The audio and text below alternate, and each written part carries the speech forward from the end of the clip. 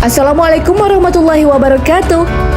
Sahabat beriman, bahwa sholat tak hanya semata sebagai kewajiban, ternyata sholat juga ada manfaatnya untuk kesehatan jasmani.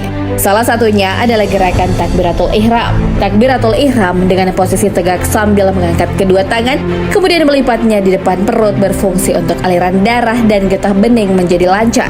Selain itu, otot bahu yang meregang juga membuat aliran darah kaya akan oksigen menjadi lancar dan otot menjadi tidak kaku.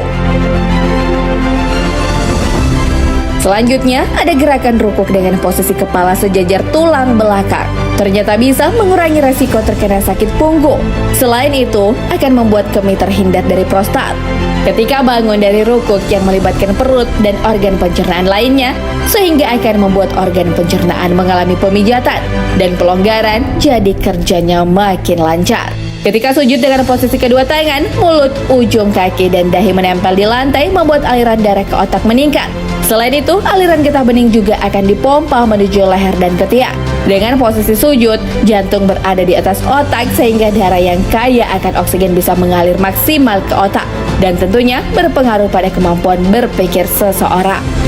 Sejumlah penelitian yang dilakukan oleh peneliti di Harvard University, Amerika Serikat, mengungkapkan bahwa kecerdasan seseorang akan meningkat setelah sholat.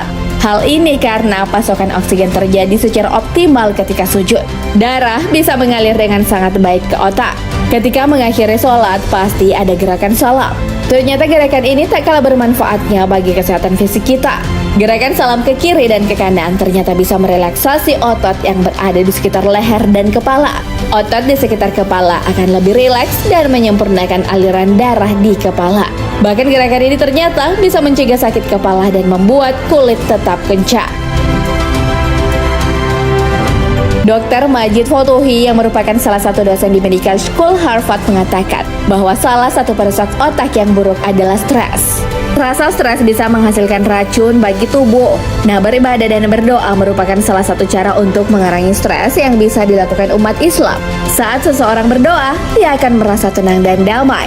Kemungkinan depresi bagi orang yang beribadah juga ternyata jauh lebih kecil. Hal ini sesuai dengan peneliti JAMA Psikiatri. Teknologi MIRIS juga membuktikan bahwa otak orang yang beragama ternyata lebih tebal daripada orang yang tak beragama.